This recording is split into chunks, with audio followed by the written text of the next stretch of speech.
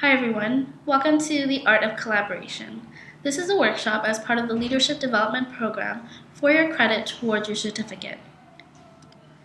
It is a step-by-step guide on how to collaborate with team members when working in a club or group on campus. This session will include several goals. We'll be starting off by 1. Looking at the definition of collaboration. 2. Are you ready to collaborate? 3. Steps to collaboration. 4. Effective and ineffective collaboration. And 5. We'll be looking at the outcomes of collaboration.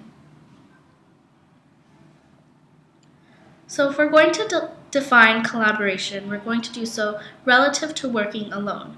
On the continuum between working alone and collaborating, there are 3 steps. The first is competition, so as you add more people, the amount of conflict increases. This leads to cooperation, then to compromise, and finally to collaboration. Collaboration involves a more formal and sustained commitment than either cooperative agreements or coalitions. Collaboration builds on the conviction that while retaining uniqueness and autonomy, organizations that share values and goals can accomplish more by working together as opposed to working alone. There are 4 characteristics of collaboration. The first is that all participants are interdependent, meaning that they rely on each other. The second is that all participants are equal in that they contribute the same amount. 3. Decisions are jointly owned, meaning that all participants are responsible at the same capacity. Finally, collaboration is an emerging process. Members must remember that decisions will not be made in instances, they'll be made over a duration of time. Okay, so next we'll be looking at whether you're ready to collaborate. So the first thing you must do is ask yourself what you want to accomplish, yourself and your team. 7 questions to ask yourself before you collaborate. 1. Why do you want to collaborate? 2. What do you want to achieve? 3. What resources or skills can you offer? 4. What do you need potential partners to offer? 5. Who will represent you? A team member? Yourself? You decide. 6. Do you have the time and authority to spare? 7. Who are your potential partners?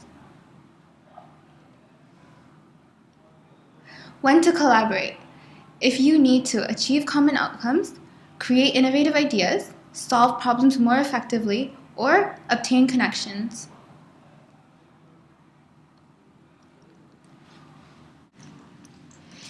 Now let's take a look at the collaboration process. First step. 1. Bring potential partners together. 2. Ensure that they are committed. 3. Develop a common view of problems and outcomes. 4. Determine who will contribute what and set deadlines. 5. Set ground rules. 2 important ground rules. 1. Ensure that all collaborators are aware of what your group can and cannot compromise. 2. Ensure that you are aware what other collaborators can or cannot compromise.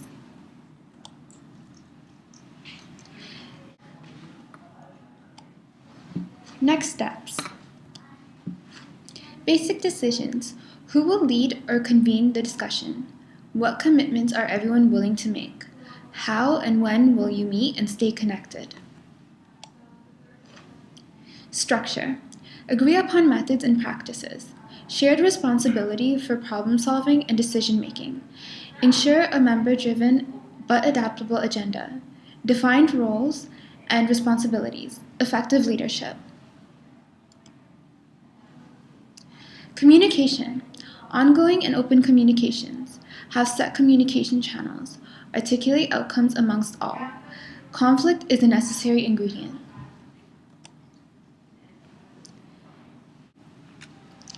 Things to keep in mind. Attitudes and behaviors. Be open to change and take risks. Commitment to your own role and support for the roles of others. Effective ways of solving interpersonal problems. Personal interests must be priority, but you must be willing to build the capacity of others. Be able to lead and follow. Reinforce trust. Participation. Consistent and reliable participation from all members is crucial. Respect all ideas, and the creation of a safe environment for sharing ideas is really important. Success for one must mean success for all. Think in new ways. Diversity is key. Keep everyone happy. Commit to problem solving. Have an open mind towards conflict resolution. Be able to compromise. Everyone must be flexible. Win-win politics is vital. Skillful collaboration. Leadership must be shared. Balance efficiency and participation. Have a highly skilled facilitator. Meet and implement actions regularly. Encourage high levels of participation.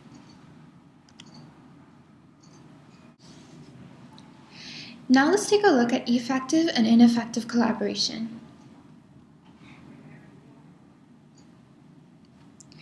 Essentially, the diagram in the middle takes a look at 8 important aspects of collaboration. Let's start from participation, and then there's knowledge sharing, flexibility, sensitivity, risk-taking, commitment, facilitation, and openness.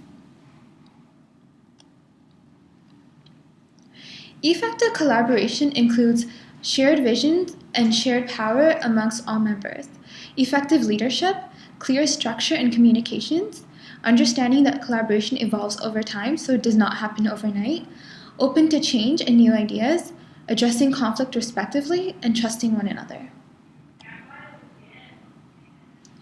Ineffective collaboration, on the other hand, includes unshared visions, unshared power, poor leadership, lack of structure, communications, and available time, little participation, no trust or respect for one another, and avoiding conflicts. Preventing harmful behaviors is really important when it comes to collaboration. Diversity is key. Ensure services of the collaboration process accommodate all types of diverse groups. Remember that not all topics or ideas are okay. Be sensitive to the views of certain groups. Now let's watch a video from Harvard's Business Review. This video focuses on collaboration by differences.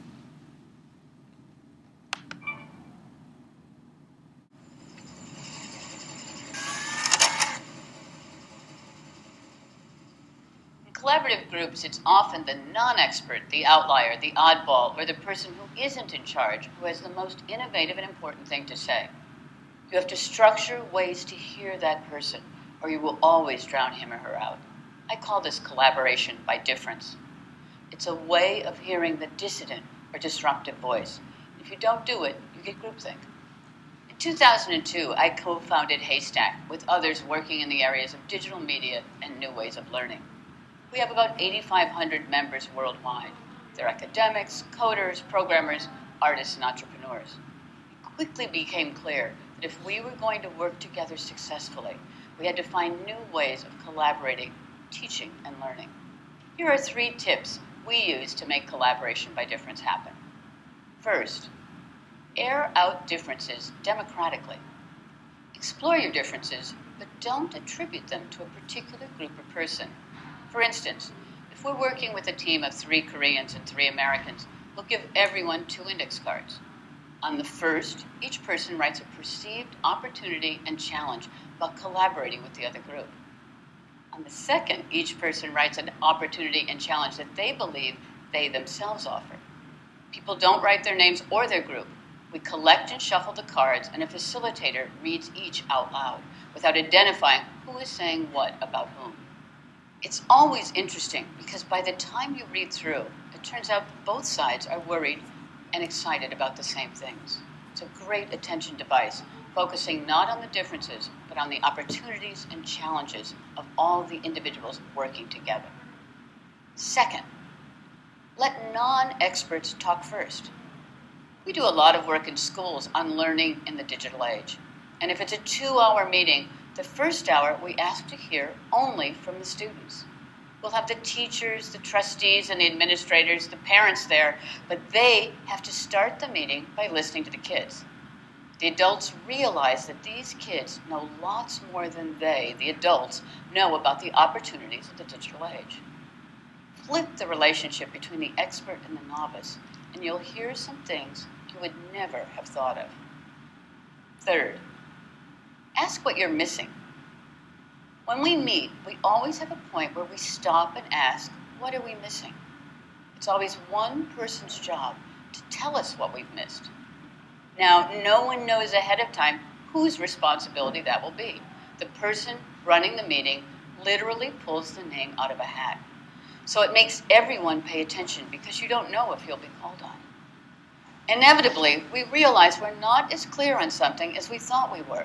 It often derails the conversation, but it turns out we were heading in the wrong direction, and it was a good thing it was derailed.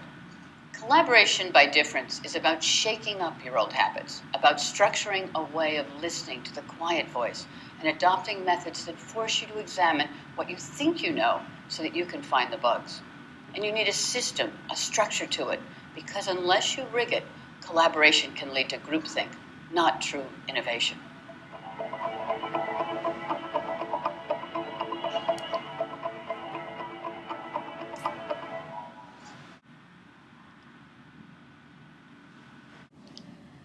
Okay, so now that we've covered various topics that surround collaboration, there are a few things that you must always keep in mind when collaborating.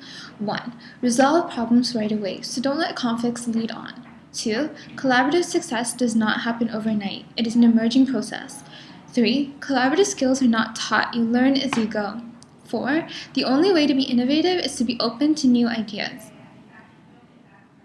So here on the right, we have a very quick diagram that basically shows that collaboration relies on maximum use of cooperation and assertiveness, and requires that all members feel satisfaction and value from their participation. So essentially, high cooperation and high assertiveness lead to very good collaboration, whereas low cooperation and low assertiveness lead to avoidance, and in the middle, there is compromise. And here we have the outcome of effective collaboration. So basically, it's just a bunch of high fives. And that is the end of our presentation on the art of collaboration. We just want to thank you for attending to this presentation on the art of collaboration. If you would like more information on the Leadership Development Program provided by the Department of Student Life, please visit the leadership link on the DSL website, or feel free to drop by SL157. And of course, don't forget to like us at UTSC Pulse on Facebook and follow us on Twitter at UTSC_Pulse.